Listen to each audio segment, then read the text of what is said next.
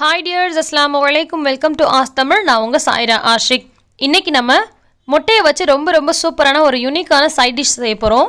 இது எல்லா விதமான சாதத்துக்கும் ரொம்பவே சூப்பர் மேட்சாக இருக்கும். கண்டிப்பாக செஞ்சு பாருங்கள். ரொம்ப சிம்பிளாக செஞ்சிடலாம்.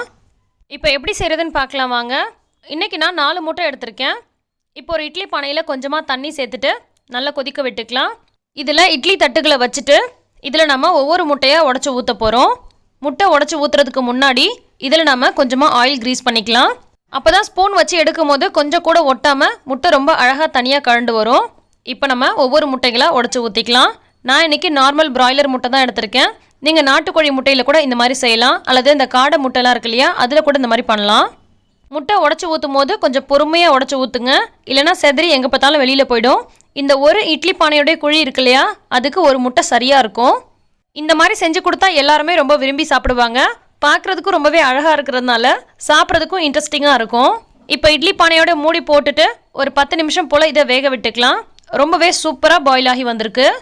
நம்ம நார்மலாக முட்டை வேக வச்சு எடுக்கும்போது அப்படியே தோலோடு போட்டு வேக வச்சு எடுத்து அதுக்கப்புறம் உரிச்சிட்ருப்போம்ல, இதில் அந்த மாதிரி ப்ராசஸ் எதுவும் கிடையாது. ஆயில் மட்டும் க்ரீஸ் பண்ணிவிட்டு அப்படியே உடச்சி ஊற்றிட்டோன்னா பாருங்கள், இந்த மாதிரி ஸ்பூன் வச்சு எடுக்கும் போது கொஞ்சம் கூட ஒட்டாமல் அழகாக தனியாக எடுத்துகிட்டு வரும். பார்க்குறதுக்கே ரொம்ப அழகாக இருக்குது பாருங்கள். அந்த ஒயிட் லேயருக்குள்ளே மஞ்சள் கலரில் நடுவில் மட்டும் இந்த மாதிரி இருக்கும், ஆனால் உள்ளுக்குள்ளே நல்லா வெந்திருக்கும். இப்போ எல்லா முட்டையுமே இட்லி தட்டுலேருந்து நம்ம எடுத்தாச்சு. இப்போ ஒரு பேனை ஹீட் பண்ணிவிட்டு இதில் 1 டேபிள் ஸ்பூன் அளவுக்கு எண்ணெய் சேர்த்துக்கலாம். எண்ணெய் நல்லா சூடானதும் இதில் 1/4 டீஸ்பூன் அளவுக்கு மஞ்சள் பொடி, அடுப்பை நல்லா சிம்மில் வச்சுக்கோங்க. அதுக்கப்புறம் தான் இந்த மசாலா பொடியெல்லாம் நம்ம சேர்க்கணும். கூடவே 1/2 டீஸ்பூன் அளவுக்கு மிளகாய் பொடி, 1/4 டீஸ்பூன் அளவுக்கு கரம் மசாலா சேர்த்துக்கலாம். கூடவே தேவையான அளவுக்கு உப்பு சேர்த்துக்கலாம். உங்ககிட்ட கரம் மசாலா இல்லைனா சிக்கன் மசாலா அல்லது மட்டன் மசாலா கூட சேர்த்துக்கோங்க. எதுவுமே இல்லைனா மிளகு பொடி சேர்த்துக்கோங்க. கரம் மசாலா சேர்த்து செய்யும் போது இந்த ஃப்ளேவர் ரொம்பவே நல்லாயிருக்கும். இப்போ இந்த எண்ணெயில் மசாலா பொடியை ஒரு முறை நல்லா கலந்து விட்டுறலாம். அடுப்பு நல்லா கம்மியாக இருக்கணுங்க. அதிகமாக இருந்துச்சுன்னா உங்களுக்கு சட்டுன்னு தீஞ்சு போயிடும். ஸோ அடுப்பை கம்ப்ளீட்டாக சிம்மில் வச்சுக்கோங்க, அல்லது ஸ்டவ் ஆஃப் பண்ணி கூட விட்டுருங்க. இந்த மாதிரி முட்டைகள்லாம் சேர்த்துட்டு கூட நீங்கள் ஸ்டவ் ஆன் பண்ணி விட்டுறலாம். இப்போ நம்ம வேக வச்சு எடுத்து வச்சுருக்க எல்லா முட்டையும் இதுக்குள்ளே சேர்த்தாச்சு.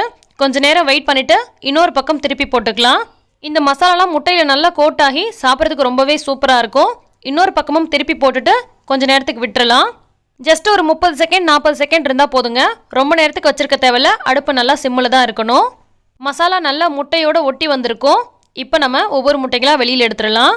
மீதம் இருக்கக்கூடிய மசாலா கொஞ்சம் நெஞ்சா ஒட்டி இருக்கு இல்லையா, அதில் நீங்கள் சாதம் போட்டு பிரட்டி சாப்பிட்டுக்கலாம், அல்லது அந்த மசாலாவை எடுத்து இந்த முட்டை மேலே கூட ஊற்றி விட்டுறலாம். இது மேலே கொஞ்சமாக பெப்பர் பொடி தூவிக்கிறேன். சாப்பிடும்போது ரொம்ப ஃப்ளேவராக ரொம்பவே சூப்பராக இருக்கும்.